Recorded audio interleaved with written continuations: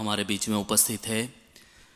द्वारका से पधारे हैं आप, तो स्वाभाविक ही भगवान श्री द्वारिकाधीश प्रभु के मंगलमयी नित्य दर्शन आपको होते हैं।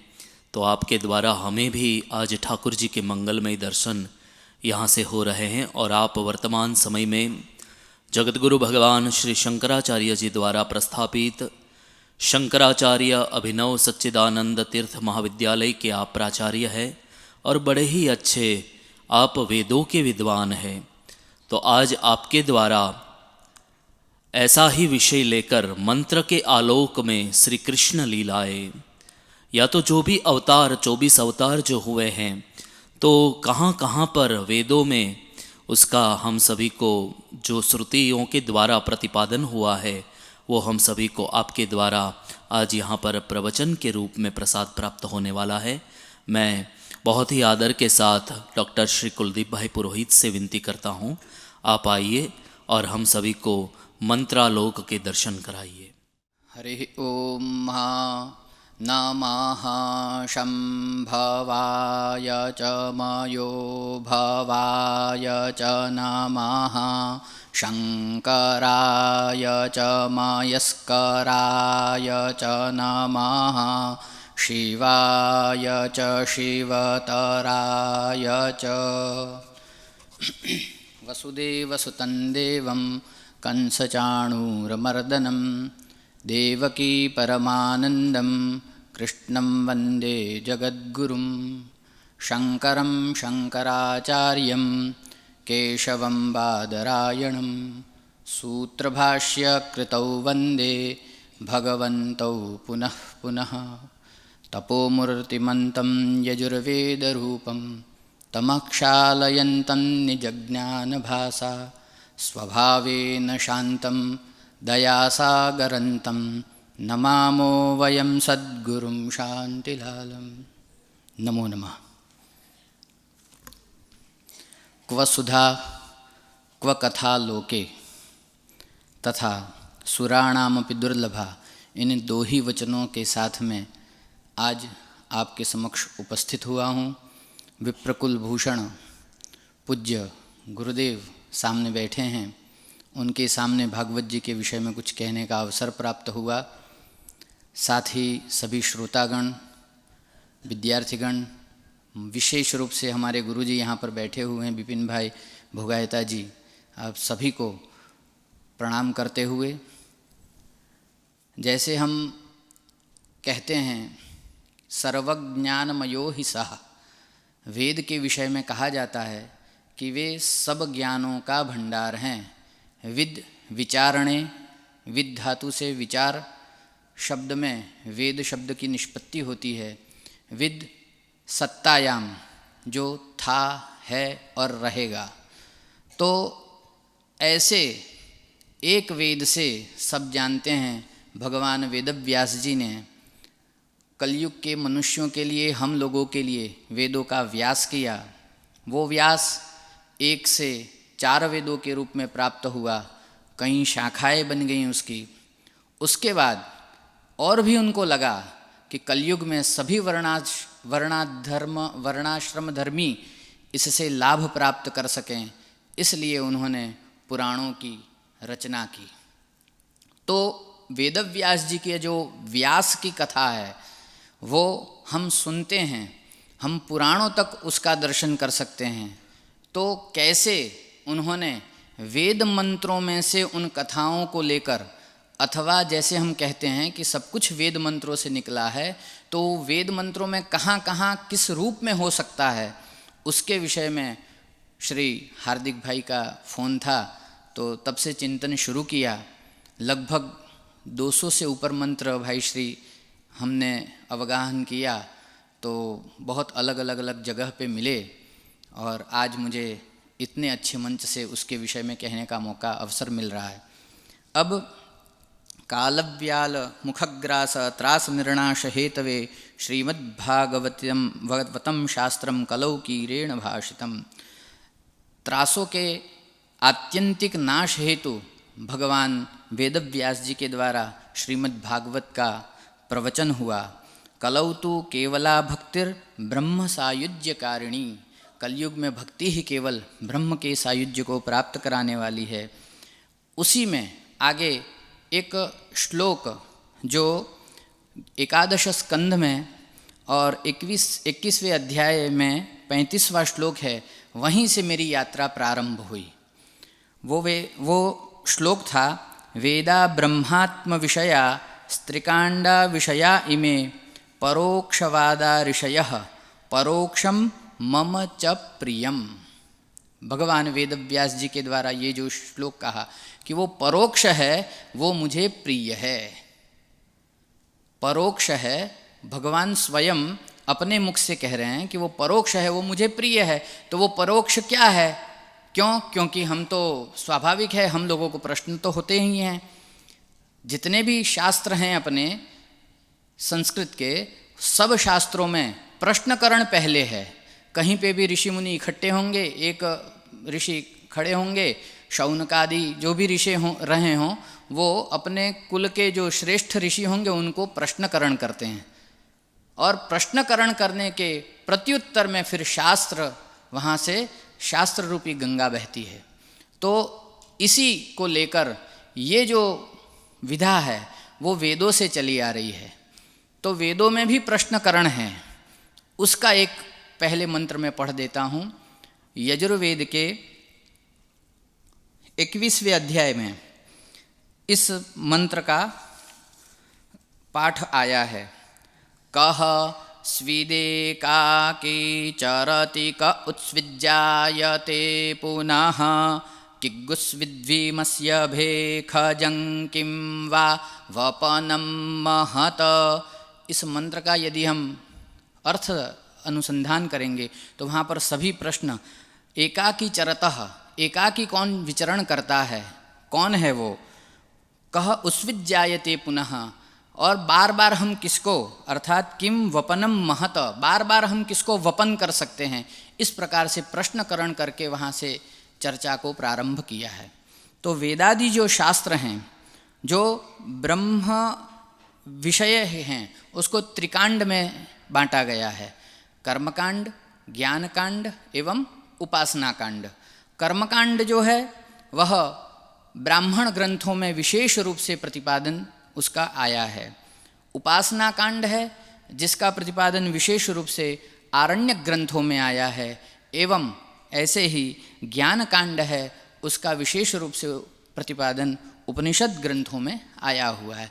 उसी तरह हम देखें, ब्रह्मचर्य आश्रम को यदि हम छोड़ देते हैं अर्थात अध्ययन के लिए, तो गृहस्थाश्रम में हमको ब्राह्मण ग्रंथ अर्थात कर्म में प्रवृत्ति करने के लिए कर्मकांड विशेष रूप से हमको परमात्मा के द्वारा प्राप्त है।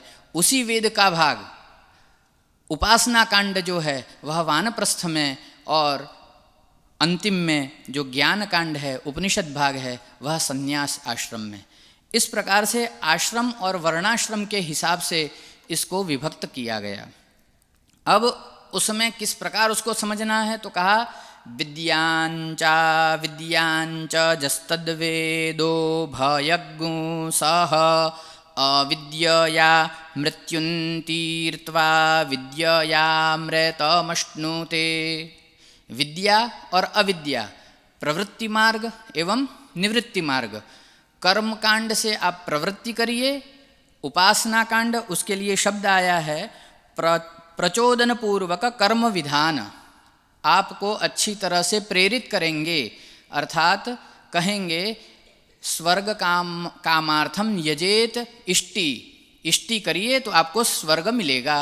तो स्वर्ग की प्राप्ति को, फल को देखते हुए वो प्रवर्तन करेगा, अर्थात कर्म को करेगा। उसके बाद दूसरे नंबर में उपास्य देवताओं की जो उपासना है वो उपासना कांड। अंतिम में आकाश आदि रूप से वस्तु का आरोप और निषेध करके जो भेद और अभेद के ज्ञान स्वरूप को दिखाया, वो अंतिम कांड। इस प्रकार से प्रवृत्ति विद्या अर्थात जैसे ममात्मनः श्रुति स्मृति पुराणोक्त फल प्राप्त्यर्थम इह जन्मनि जन्मांतरे वा सकल दुरितोपशमनार्थम अप्राप्त लक्ष्मी प्राप्त्यर्थम प्राप्त लक्ष्म्याः चिरकाल संरक्षणार्थम, ये सब अविद्या, अविद्या से आप मृत्यु को तर जाइए, मृत्यु को पार करिए, और विद्या अर्थात निष्काम, काम सकाम कर्म और निष्काम कर्म, सकाम कर्म से मृत्यु को एवं निष्काम कर्मों से अमृतत्व को प्राप्त कर जाइए। यही ये मंत्र कहता है। शब्द ब्रह्म सुदुर्बोधम प्राणेन्द्रिय मनोमयम अनंतपारम गंभीरम दुर्विगाह्यम समुद्रवत भूतेषु घोषरूपेण बीसे पूर्वेण लक्ष्यते। जैसे शब्द ब्रह्म कहा तो जो ये मंत्र हैं वो शब्द ब्रह्म, शब्द के रूप में जो रह रहे, तो अनाहत नाद से उसका संबंध है, और वहाँ से वो निकलकर अपने परा पश्यंती और मध्यमा के रूप में प्राण मन और इंद्रियों में व्याप्त होते हैं, और वहीं से वो जिस प्रकार से मकड़ी अपने नाभि से तार को निकालती है और वापस उसको गलित कर जाती है, उसी प्रकार यह मंत्र जो हैं वह अपने अंदर रहे हुए हैं। अब परोक्ष का जब विचार प्रारंभ होता है तो जैसे परोक्ष को हम ये भी समझ सकते हैं कि विद्युत तार जा रहा है, यदि हमको प्रत्यक्ष तो नहीं है उसमें विद्युत है, लेकिन हम यदि उसका स्पर्श करेंगे, परोक्ष ज्ञान तो है, परोक्ष कुछ है, तो यदि हम उसका स्पर्श करेंगे अज्ञानवश तो यम सदन का भी दर्शन हो सकता है। इसलिए परोक्ष तो है ही, अब उसको मानना न मानना कैसे करना वो अपने हाथ में, विवेक का विचार है। ऋषियों ने जिसको नेति नेति कह दिया वही वेद का विचार। सबसे पहले उसमें अधिकारी का प्रश्न आता है, तो वंशानुक्रम से जो द्विज है वो उसका अधिकारी है। साथ ही साधन चतुष्टय संपन्न प्रमाता अधिकारी, जिसको कहा कि नित्य नैमित्तिक प्रायश्चित्त अनुष्ठान इत्यादि, इन सब से जो पार हो चुका है ऐसा जो प्रमाता है वही इसका अधिकारी है। अब एक बीच में प्रश्न का वेग आया था कि भागवत जी में राधा नाम है कि नहीं है। उस विषय में करपात्री जी महाराज का एक सुंदर उन्होंने इस प्रश्न का उत्तर दिया था।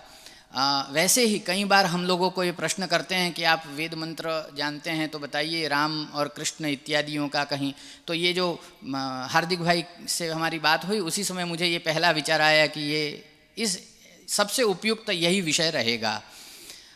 फिर क्या हुआ, कृष्णद्वैपायन जी जो हैं वो वेदों का जो व्यास हुआ उसी में ऋग्वेद का अष्टम मंडल का मंत्र है जो 45वां अध्याय है और 5वीं ऋचा है।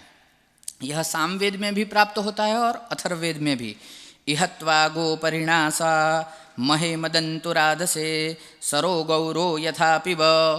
सायणाचार्य जी इसके भाष्य में लिखते हैं कि गोपरिणसा यह कृष्ण भगवान का विशेषण बताया है। गोपरिणसा गव्येन पयसा मृगः पिबः सरः पिबति तथा पिब।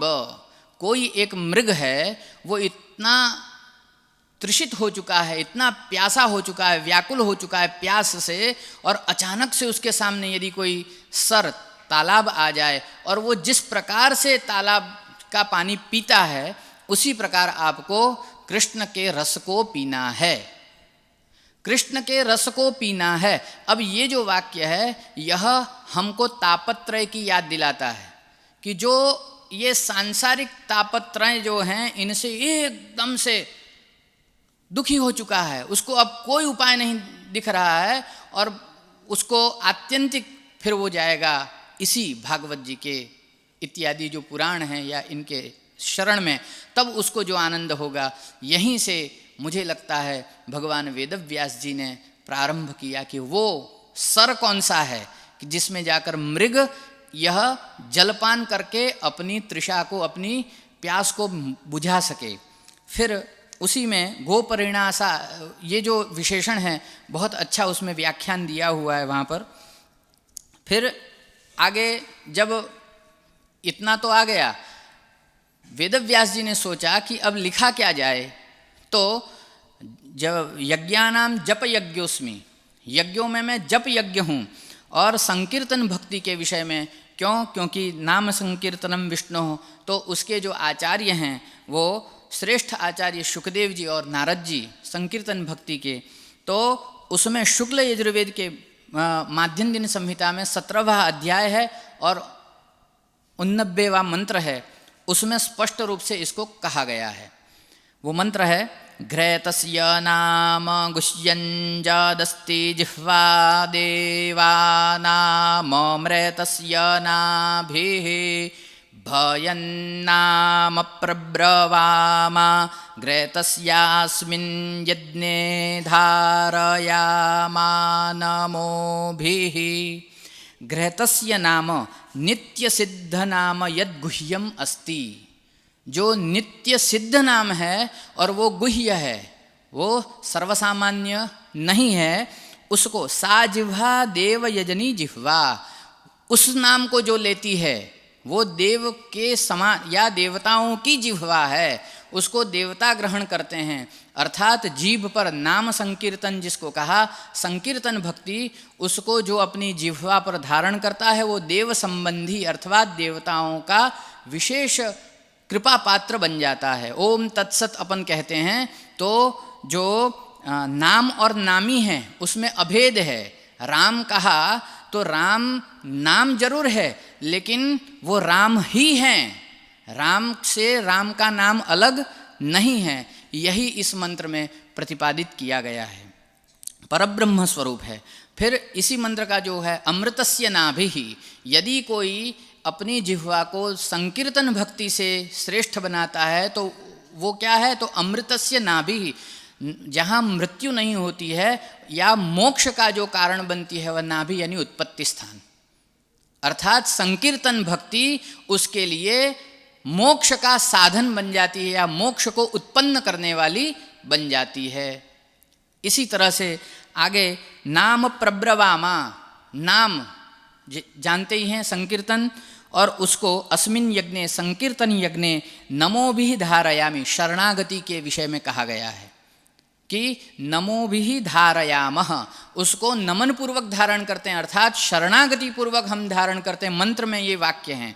तो शरणागति भक्ति के अपन जानते ही हैं, सर्वस्वात्म निवेदने बलिः। तो बलि राजा की भी जो कहानी है वो यहीं से, कथा यहीं से एक हमको संदेश देती है। जैसे यहाँ ऋषि कुमार बैठे हैं, व्याकरण के अच्छे विद्वान भी बैठे हैं, वहाँ हलन्त्यम एक सूत्र आता है, हलन्त्यम फिर ये तो सूत्र हो गया, फिर वृत्ति क्या हो गई, उपदेशन्त्यम हलित स्यात् उपदेशयाद्योच्चारणम सूत्रेषु दृष्टम पदम सूत्रांतराद अनुवर्तनीयम सर्वत्र। कितनी बड़ी हो गई सूत्र, सूत्र से बड़ी वृत्ति, और वृत्ति से भी आगे जाएंगे तो उसका भाष्य, भाष्य में देखने जाएंगे यदि तो महाभाष्य में देखेंगे तो 5-7 पन्नों का इसका विमर्श दिया गया होगा। और उसी को आगे यदि हम देखेंगे तो टीका ग्रंथों में देखेंगे तो वहाँ पर तो और 15-20 पेज में उसका विमर्श दिया जाएगा। व्यास जी ने भी यही किया, एक वेद में से 4 वेद किए, 4 वेदों में से 18 पुराण किए, और पुराणों के माध्यम से इसको टीका ग्रंथ की तरह एकदम खुला छोड़ दिया सबके लिए। तो जो वेद नहीं पढ़ सकता या जो वेद तक नहीं पहुंचा वो निश्चय ही पुराणों का आश्रय लेगा, तो उसको वेद में जो कहा है या वेद का जो ज्ञान है उसको वो आत्मसात कर सकता है, यह स्पष्ट है। आगे कृष्ण जन्म के विषय में एक मंत्र आता है। अब वो ऋग्वेद के प्रथम मंडल का मंत्र है, 3रा सूक्त 21वां मंत्र है। सप्तार्ध गर्भा भुवनस्य रेतो विष्णोस्तिष्ठन्ति प्रदिशा विधर्मणि ते धीतिभिर्मनसा ते विपश्चितः परिभवन्ति विश्वतः। हरिवंश पुराण में ये आख्यान आता है और देवकी माँ के उदर में से सप्त संज्ञक, 7वां संज्ञक जो गर्भ है उसको ले जाने को यानी संचारित करने की बात आती है, सप्त गर्भ। ऐसे कृष्ण जी 8वें हैं लेकिन सप्त संज्ञक जो गर्भ है उसको संचारित करना अर्थात राम बलराम जी को वहाँ से संचारित करके, और रोहिणी जी के जो गर्भ में हम पुराणों में जो कथा सुनते हैं वो यही ऋग्वेद के इसी मंत्र से है ना। सप्तगर्भा, सप्तार्ध गर्भ, अर्ध गर्भ कहा है, वहाँ आधा गर्भ है। आधा गर्भ होने पे ही, क्योंकि वहाँ तो ऐसा कहा गया कि भाई वो गर्भपात हो गया और वहाँ पर जाकर रोहिणी के गर्भ में चला गया। बस यही मंत्र उसका हमको, क्योंकि ये जो है वो सूत्रवत है, इसमें ज़्यादा स्पष्ट नहीं कहा गया। सूत्र हलन्त्यम तस्य लोपः, फिर तस्यै तो लोपः स्यात्, वो आगे करेंगे। उन्होंने किया भी, पुराणों में जाकर वो जो मंत्र थे उनको अच्छी तरह से विस्तारित किया।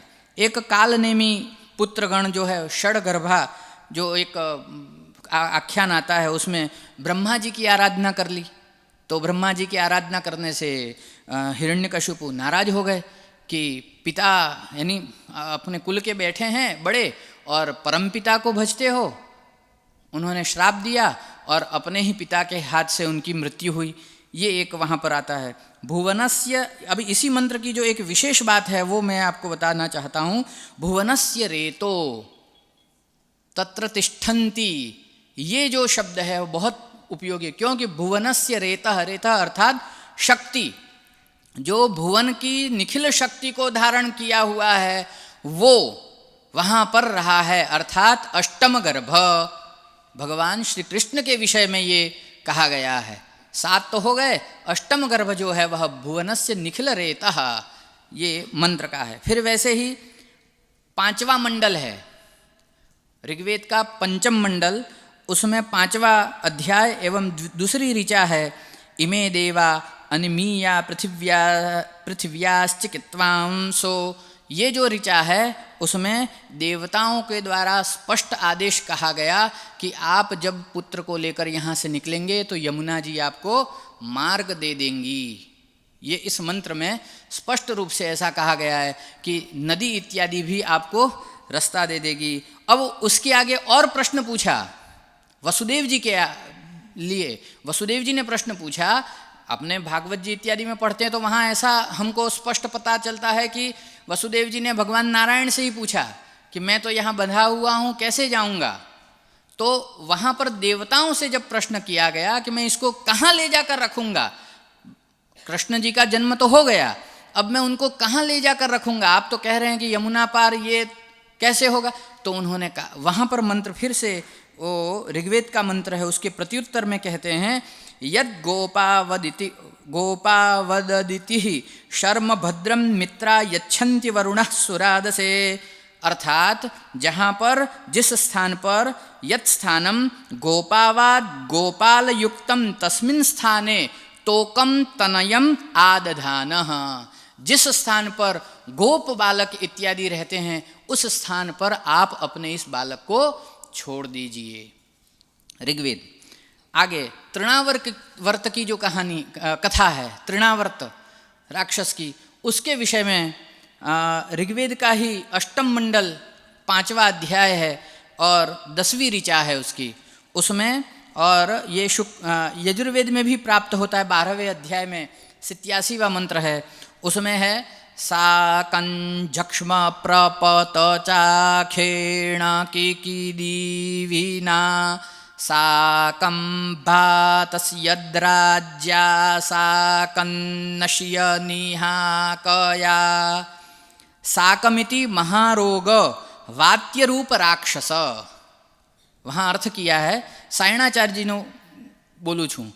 तो साकमिति महावात्य रूप एक रोग है, वो क्या करेगा, चाशेण, अपनी चाश, उससे उस बालक को, चाशेण पक्षी समान जो श्यामल वर्ण का है, कृष्ण वर्ण, श्याम वर्ण का है, वो उसको वातस्य द्राज्या प्रपत, वो वात में अंतरिक्ष में ले जाएगा और वहाँ से प्रपत गिरा देगा। तो जो तृणावर्त की कहानी है, कथा है, उसमें ऐसा ही है, ले जाते हैं और ऊपर से बस उनको आज्ञा थी कि वहाँ से छोड़ देना है, फिर तो अपने आप। यही यहाँ पर ऋग्वेद के मंत्र में ये कहा गया है कि ये व्यास जी ने वहाँ से लिया है, ऐसा हम कह सकते हैं। क्योंकि सुबह भी बात हुई थी कि भाष्यकार जो होते हैं वो अपने हमारे भी वेदों में ऐसा ही है, सायणाचार्य हों, उवटाचार्य हों, महिधराचार्य, जितने भी आचार्य हुए, कोई ऐसा नहीं कह सकता ऐसा ही है। सबने अपने अपने हिसाब से देखा और सबने अपने अपने, किसी की यज्ञपरक दृष्टि रही, किसी की आधिदैविक रही, किसी की आधिभौतिक रही, किसी की आध्यात्मिक दृष्टि रही। जिसने जैसे मंत्रों का दर्शन किया, मंत्र उनको वैसे ही प्राप्त हुए। अब ये जो कथा है उसमें विच्युत है ना, अंतरिक्ष से विच्युत यानी उसको छोड़ देना है और वहीं से वो गिरेगा, उसके बाद उसका समाप्त हो जाएगा। फिर छठवां मंत्र, श्री कृष्ण भगवान के माखन चोरी की जो लीला है, माखन चोरी की जो लीला है उसमें गोप और गोप बालक उनके साथ में हैं और वो जो माखन की याचना करते हैं उसका भी मंत्र प्राप्त हुआ। वो ऐसा है कि ऋग्वेद के 3 मंडल का 2 अध्याय एवं 23वीं ऋचा, और वो यजुर्वेद में भी प्राप्त होता है, जिसको मैं पढ़ रहा हूँ। ओभे सुश्चंद्र सर्पेखो दर्भी श्रीणीख आसनी ऊतोत उत्पोपूर्जा उक्थे खोशवसस्पत ईखगुस्तो त्रेभ्य आभर। मंत्र, हे सुश्चंद्र, भगवान का ये विशेषण दिया है। सुश्चंद्र अर्थात सुतराम आह्लादक इति साकूतम, हमेशा जो आनंद देने वाला है, आनंद कंद परब्रह्म जिसको हम कहते हैं, वही सुतराम आह्लादक। हे सुश्चंद्र, आप क्या हैं? तो साकूतम, स्वस्यैव आसनी, आस्य अर्थात मुखे, अपने मुख पर आपने जो मिश्रयसी लपेड़ा हुआ है, वो न तो कमपि अस्मभ्यम प्रयच्छसि एवं मां कुरु इत्यर्थः, है ना। जो आपने अपने मुख पर लपेट लिया है, अपने अपने खा रहे हो, किसी को दे नहीं रहे हो, ऐसा मत करो। ये माखन चोरी की जो लीला है भगवान की, उस विषय का ये मंत्र मुझे वहाँ पर प्राप्त हुआ। तो स्वस्य आस्ये वासनी, आस्ये अर्थात मुखे, मिश्रयसि न त्वेकामपि अस्मभ्यः प्रयच्छति एवं मां कुरु इत्यर्थः। आगे 7वां जो दूसरा मंत्र है, उसमें रास क्रीड़ा के विषय में जो वेदव्यास जी ने देखा कि हाँ, ये वहाँ से लेकर इसको हमको पुराणों में इंगित करना है, तो मंत्र में जो रास क्रीड़ा का जो मंत्र है उसको मैं यहाँ से पढ़ रहा हूँ। गायन, ये केवल ऋग्वेद में है, तो ऋग्वेद के 1 मंडल के 1 अध्याय के 19वीं ऋचा है। गायन्तित्वो गायत्रिणो अर्चमर्किणः ब्रह्माणस्त्वा शतक्रत उद्वंशमिव ये मिरे। उसमें भाष्य में ये जो मंत्र है उसको ऐसा लिखा है, स्त्रीणाम आकर्षणार्थम भवता वंशीरवः कृतः। आपने, हम कथाओं में तो सुनते ही हैं कि जो कार्य कर रही थी वो कार्य को वैसे ही छोड़ दिया, किसी को पता ही नहीं कहाँ हूँ, किस स्थिति में हूँ, क्या समय हो रहा है, किस प्रकार से मुझे जाना चाहिए, नहीं, बस उनको तो वंशी का रव आवाज़ सुनाई दिया, तुरंत वहाँ से निकल गईं। ये जो लीला है कृष्ण भगवान की, वो इसी ऋग्वेद के मंत्र से वहाँ से गई एवं उसको उन्होंने वहाँ पर पुराणों में और विस्तार से जो बताया है। सायणाचार्य जी कहते हैं, वंशीरवः कृतः हे शतक्रतो। शतक्रतु, शतक्रतु अर्थात तो इंद्र होता है, लेकिन इंद्र के रूप में तद उपाधिक विष्णु, तद उपाधिक यानी शतक्रतु उपाधिक जो विष्णु हैं वह सामगातारो गायन्ति, साम रव इत्यादि को जो गाने वाले हैं अर्थात वंशी वादन इत्यादि करने वाले हैं, ऐसे भगवान श्री कृष्ण हैं जिन्होंने गोपियों को अपनी तरफ आकर्षित कर लिया और वो जो लीला है उसको उन्होंने, रास क्रीड़ा की जो लीला है वो इस मंत्र से उन्होंने स्पष्ट की। उलूखल बंधन की लीला, भगवान श्री कृष्ण को उलूखल से बांध दिया था, हम लोग कथा में श्रवण करते ही हैं, तो वो वेदों में कहाँ है? तो वहाँ से वेदव्यास जी ने व्यास करके पुराणों में ले आए, तो उसके लिए है ऋग्वेद का ही मंत्र है। 1 मंडल का 2 अध्याय एवं 25वीं ऋचा है, यत्र मंथाम विबंधन्ते रश्मीन्यामितवा इव उलूखल सुतानामवेद्विष जगलग्लुः। उलूखले यशोदा दाम्नां बंधमानाम अलक्ष्य ऋषि आह, उलूखल में उनको बांध दिया है। अब यशोदा मैया को जो देखा उन्होंने कि हाँ अब मैंने उलूखल में इनको बांध दिया है, उस विषय में कह रहे हैं उलूखले बद्धाहा सुताहा उलूखल सुताहा। वहाँ पर विशेषण है कि उलूखल में जो बंधे हुए दोनों सुत हैं उनको उलूखल सुत के नाम से कहा। और रश्मिन दास रज्जु विशेषेण बध्नते मातरः, वो रश्मिन जो शब्द है वो रज्जु दाम जिसको कहते हैं આપણે નોંધણું कहते हैं गुजराती में, एनाथी बांधी दे। तो उस यहाँ तक कहा, उसको भी कहा दाम रज्जु, उस दाम रज्जु से उनको बांध दिया। और वो देख रही हैं कि हाँ अब ये बंध गए, अब ये कहीं जाएंगे नहीं। उस विषय का ये मंत्र है सुतो बद्धः इति प्रतीतिस्तु तासाम भ्रांतिरित्यर्थः।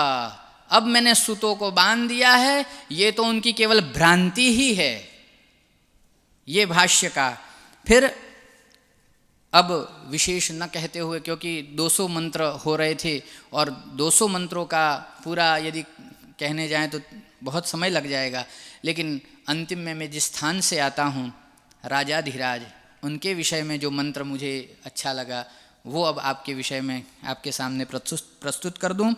यशस्करं बलवन्तं तमेव राजाधिपतिर्बभूव सकीर्णनागाश्वपतिर्नराणां सुमंगलं सततं दीर्घमायुः। पुण्यवाचन में भी इन मंत्रों का आशीर्वाद के रूप में उपयोग होता है। तो उसमें स्पष्ट यशस्करम बलवंतम, जो यशस्कर है जिसका हम श्रेय ले सकें, ऐसे बलवंतम जो बलवान है, ऐसे तमेव राजाधिपति ही, आप राजाओं के भी अधिपति हैं। बभूव हो चुके हैं आप। संकीर्ण अर्थात राजाधिपति ही नराणाम मध्य यशस्करो बभूव, ऐसा अर्थ वहाँ पर किया है कि राजाओं के मध्य में आप यशस्कर हो चुके हैं। राजाधिपति नराणाम यशस्करो बभूव। अथवा दूसरा भी अर्थ किया है भाष्य में, बलवान यशस्करः प्रभुत्वं वांशश्च राजाधिपतिर्बभूवेत्यर्थः, कि वो जो यशस्कर था या जो बलवान था वो राजा हो चुका। दोनों अर्थ किए हैं। राजा है किस लिए है, तो वो यशस्कर है और बलवंत है इसलिए। और ऐसा भी अर्थ किया है कि जो बलशाली है और यशस्कर है वो राजा हुआ। दोनों ही तरह से राजा द्वारिकाधीश का यहाँ पर उल्लेख हमको प्राप्त होता है। और सएव अश्वपति ही, वो कौन है, तो अश्वपति हैं। सन नराणाम सततम, अश्वपति होकर हर मनुष्य का, नरों का वो क्या करते हैं, सुमंगलम दीर्घमायुश्च दत्तवान, उन्होंने सबका मंगल किया, उन्होंने सबको दीर्घ आयु प्रदान की। बस इन्हीं शब्दों के साथ मुझे इन वाक्यों को बोलने का अवसर प्रदान किया, इस हेतु धन्यवाद।